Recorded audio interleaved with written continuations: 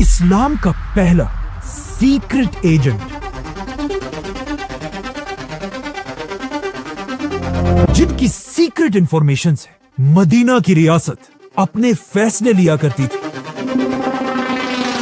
और ये इतना खतरनाक एजेंट था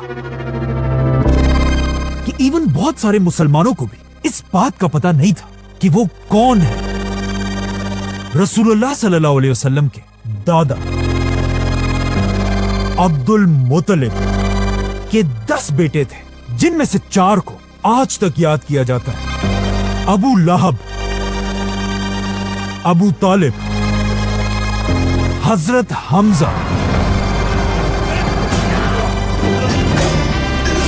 और हजरत अब्बास। जैसे ही रसूलुल्लाह सल्लल्लाहु अलैहि वसल्लम ने मक्का में अपनी नबूवत का ऐलान किया, मक्का के सारे बड़े सरदार मिलकर आप सल्लल्लाहु अलैहि वसल्लम के खिलाफ हो गए। बल्कि रसूलुल्लाह सल्लल्लाहु अलैहि वसल्लम का सबसे बड़ा दुश्मन उनका अपना ही चचा अबू लहब था, जो एक बहुत ही सख्त और जालिम इंसान थे, जो हर टाइम किसी ना किसी तरीके से आप सल्लल्लाहु अलैहि वसल्लम को नुकसान पहुंचाता रहता था।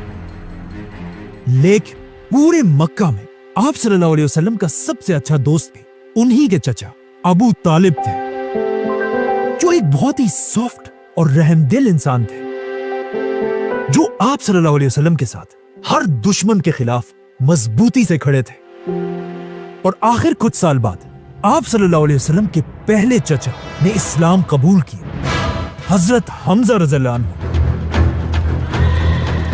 जो एक बहुत ही बहादुर और ताकतवर वॉरियर था।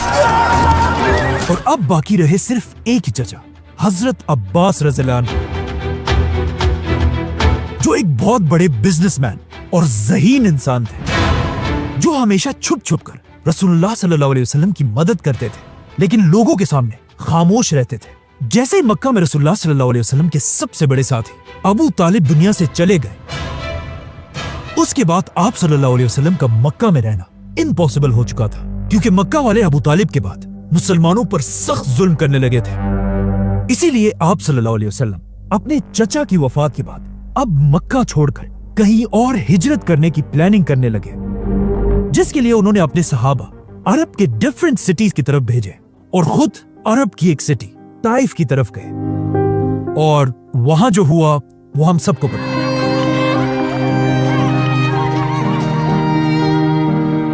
ताइफ के वाक़े के बाद जब आप सल्लल्लाहु अलैहि वसल्लम वापस मक्का आए और मक्का वालों को ऐसा लग रहा था कि अब आप सल्लल्लाहु अलैहि वसल्लम के पास कोई भी रास्ता नहीं है, अचानक एक दिन अरब की एक छोटी सी सिटी मदीना के लोग मक्का हज करने आए,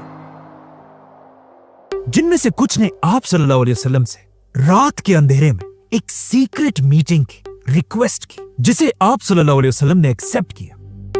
और जैसे ही मक्का में रात का अंधेरा हुआ और मक्का के सारे लोग सो गए, मदीना के कैंप से 73 मर्द और 2 औरतें बाहर निकले और मक्का में एक पहाड़ की तरफ रवाना हुए। जैसे ये लोग मीटिंग की जगह पर पहुंचे, उन्होंने देखा कि सामने से सिर्फ 2 लोग उनसे मिलने के लिए आ रहे हैं, जिनमें से एक तो मोहम्मद सल्लल्लाहु अलैहि वसल्लम थे, लेकिन दूसरे आप सल्लल्लाहु अलैहि वसल्लम के चचा और अबू तालिब के बाद बनु हाशिम के बड़े सरदार हजरत अब्बास रज़ियल्लाहु अन्हु थे।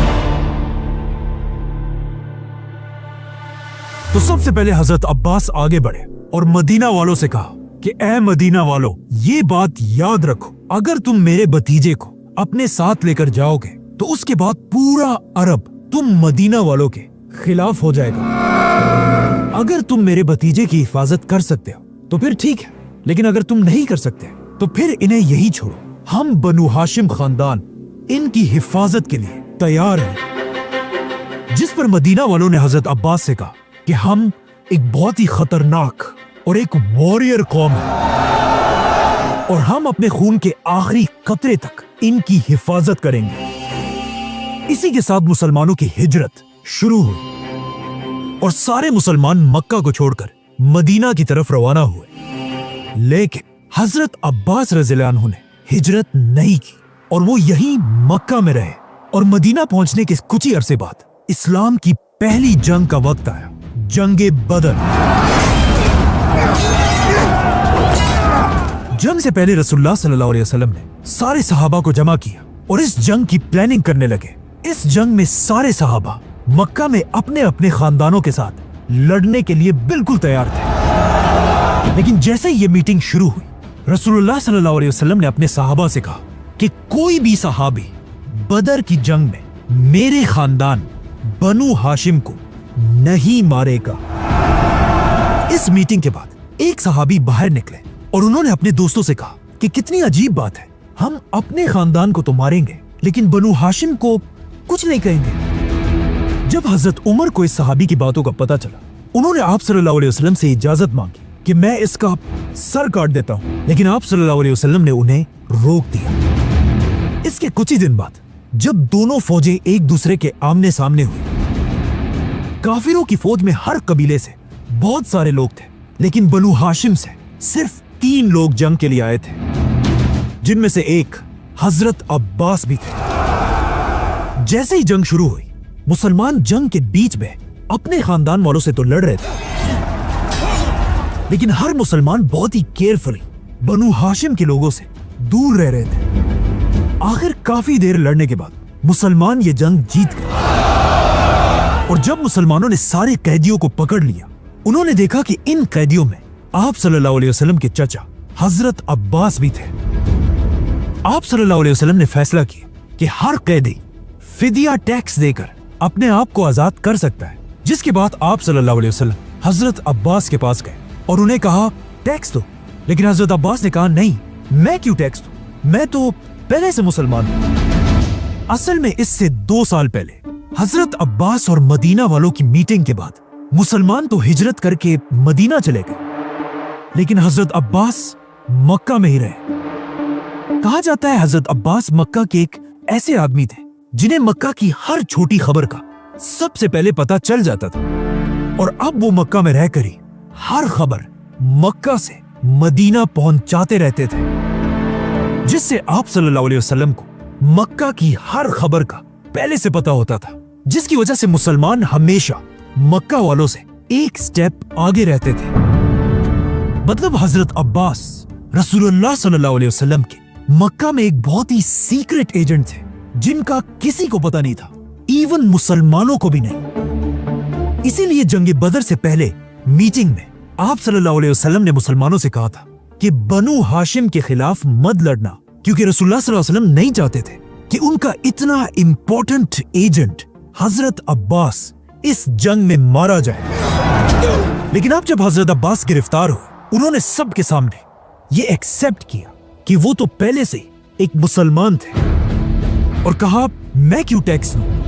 लेकिन रसूलुल्लाह सल्लल्लाहु अलैहि वसल्लम ने उनसे कहा कि कोई बात नहीं, तुम्हें मुसलमान होने का बदला अल्लाह जरूर देगा, लेकिन यहां आपको टैक्स देना होगा, और हाँ, अपने साथ साथ बनु हाशिम के 2 लोगों का टैक्स आपने ही देना होगा। जिसके बाद आप सल्लल्लाहु अलैहि वसल्लम ने हजरत अब्बास को दोबारा मक्का भेजा और वो वहीं से एक बार फिर मुसलमानों की मदीना में मदद करने लगे। इसीलिए अगले साल जब मुसलमानों की दूसरी जंग शुरू हुई, जंगे ओहद,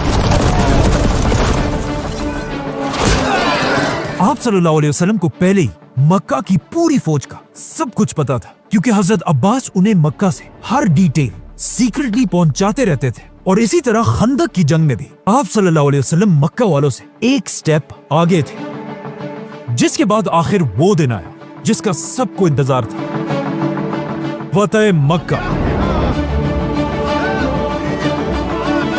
और जैसे ही आप सल्लल्लाहु अलैहि वसल्लम 10,000 मुसलमानों के साथ मदीना से मक्का की तरफ रवाना हुए, और उधर मक्का में भी हजरत अब्बास को समझ आ गई कि अब और छुपने का कोई फायदा नहीं, इसीलिए वो भी अपने खानदान के साथ मदीना की तरफ